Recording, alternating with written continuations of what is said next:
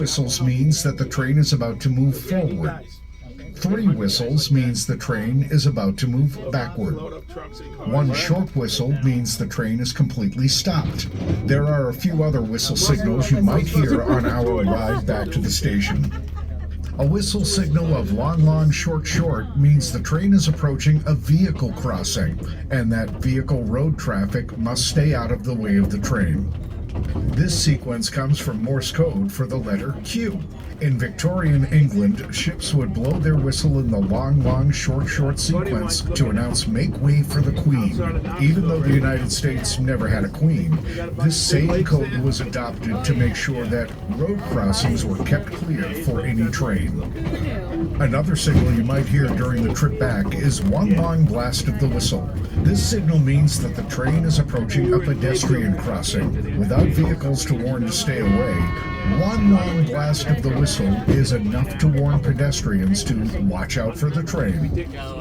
The state of Maine has a unique history of railroading. The Grand Trunk Railway's tracks on which we ride today were first laid by the St. Lawrence and Atlantic Railroad in 1846. This route carried passengers, mail, food, freight, and supplies between Portland and Montreal. The line was created so that when the deep water port in Montreal would freeze over in the winter, ships, passengers, and cargo would be sent from Montreal to Portland, where our port never froze. From Portland, ships would be able to leave to destinations all over the country and around the world.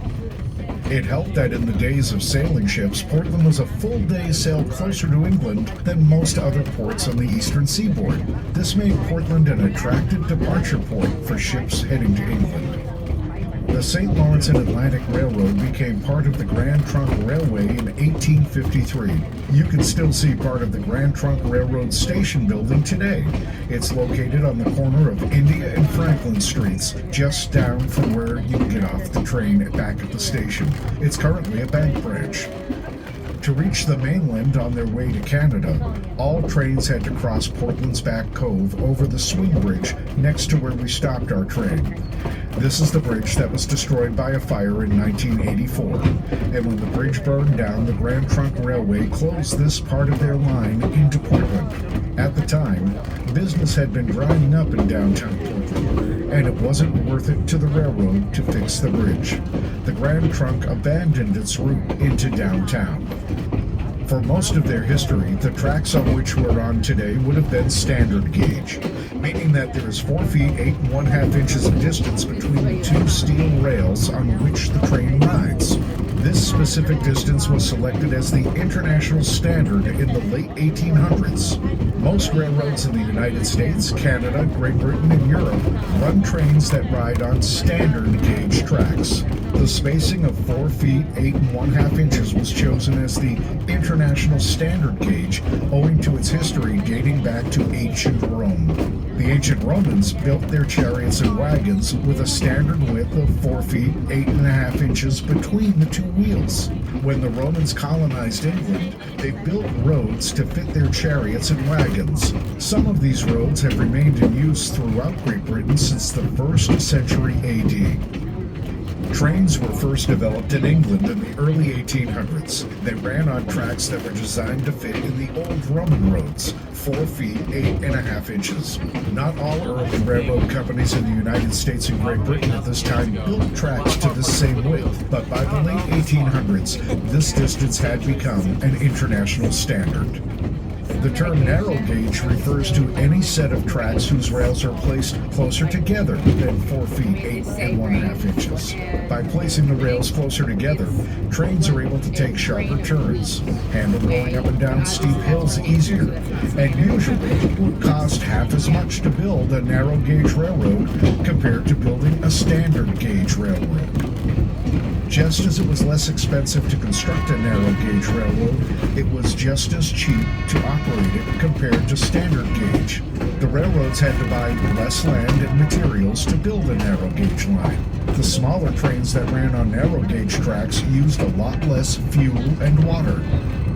Because of their advantage in challenging landscapes, narrow gauge railroads were commonly found in hills, mountains, and forests where the major railroads wanted to build, but found it too expensive to construct a standard gauge line. In the case of Maine, the rocky landscape and numerous hills in the interior of the state had prevented the standard gauge railroad companies from constructing many lines to reach the state's remote interior. Although railroads like Grand Trunk and Maine Central did run through the state, the majority of Maine remained unserved by railroads, and the state's economy remained underdeveloped. The rocky hills and challenging landscape made it too costly for the railroads to build where they needed to go. A railroad promoter at the time named George Mansfield sensed an opportunity. Mansfield had been to the country of Wales, where the landscape closely resembled the land and rocky conditions in northern New England. One railroad there had found that by placing the rails very close together in an unusually small, narrow gauge, they could quite profitably operate a railroad in a challenging landscape. Mansfield felt the same concept could be brought back to New England. Mansfield went to Massachusetts and started America's first 2-foot gauge railroad, called the Billerica and Beaufort Railroad. Unfortunately, it was not successful. The railroad had proven too cost-effective for its own good. The line was built cheaply, leading to many accidents, and the railroad missed many opportunities to create profit. That line opened and closed in less than 1 year. Despite the setback, Mansfield was convinced the concept of the 2-foot narrow gauge railroad was successful, even if his first railroad company was not. Mansfield decided to apply the concept for a second time, this time in Maine. He developed the Sandy River Railroad, which ran in Franklin County. The idea was for the 2-foot Sandy River Railroad to connect with the standard gauge Maine Central Railroad in Farmington and be able to go further into the woods and hills than Maine Central wanted to build.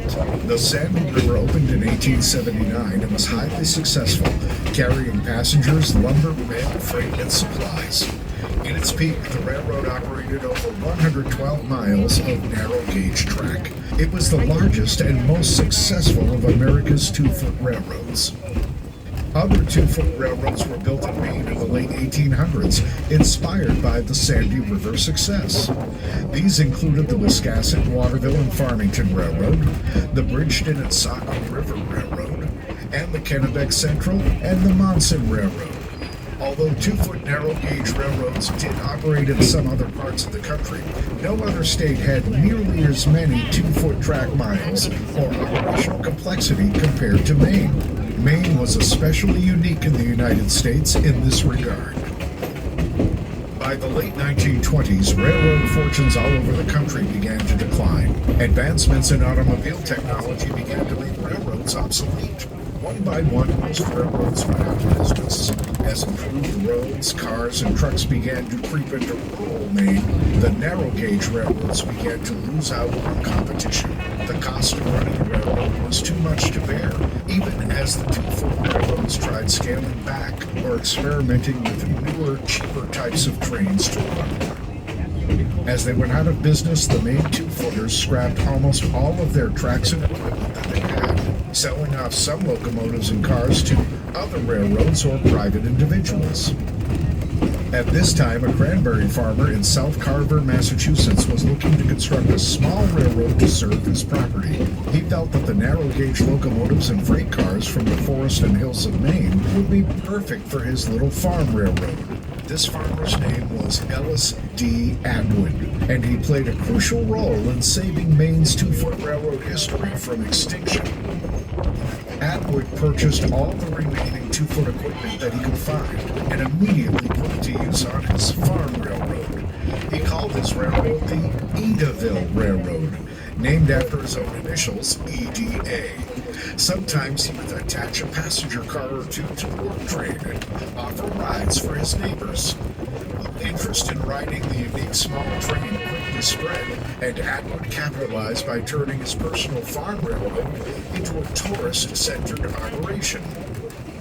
Atwood converted most of the 2-foot freight cars he had acquired into passenger cars and set about running trains on a 5-mile scenic loop around his property. And for the next 50 years, Maine's surviving 2-foot trains enjoyed a second life at the Edaville Railroad, carrying generations of visitors on a scenic, old-fashioned train ride. Unfortunately, rising property taxes in South Carver forced this version of the Edaville Railroad out of business in early 1992. Atwood had long since passed, and his successor, George Bartholomew, had to place the railroad collection up for sale. Despite the sadness of the business closing, Bartholomew felt it was important that the collection remain together wherever it ended up. A group of concerned citizens in Maine got together and formed a brand new narrow gauge railroad company and museum for the purpose of buying the collection from Edaville and bringing it back to Maine. This was the start of the Maine Narrow Gauge Railroad Company, with a mission to operate and preserve narrow gauge trains for the enjoyment and education of the public.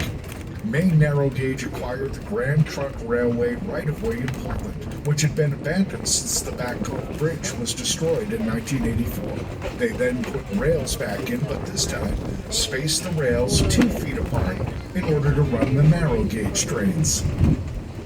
Since 1993, Maine Narrow Gauge has continued running steam and diesel 2-foot narrow gauge trains, keeping this very unique piece of history alive for future generations to enjoy.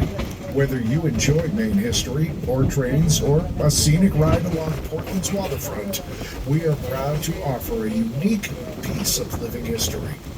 Please feel free to visit our website, mainenarrowgauge.org, to find our schedule of daily train rides, pumpkin trains, and the magical Polar Express train ride. You can also find information about our collection of locomotives and cars, and learn more about Maine's history of narrow gauge railroading. If you enjoyed your train ride, consider making a donation. You can do so in our gift shop, or you can donate online at mainenarrowgauge.org. Maine Narrow Gauge is a non-profit organization that exists to showcase our special piece of history. Your support makes all of our operations possible. Our journey today is nearing its end, so please remain seated until the train has come to a full and complete stop. When the conductor announces that it is safe to do so, please exit the train carefully onto the street side of the train.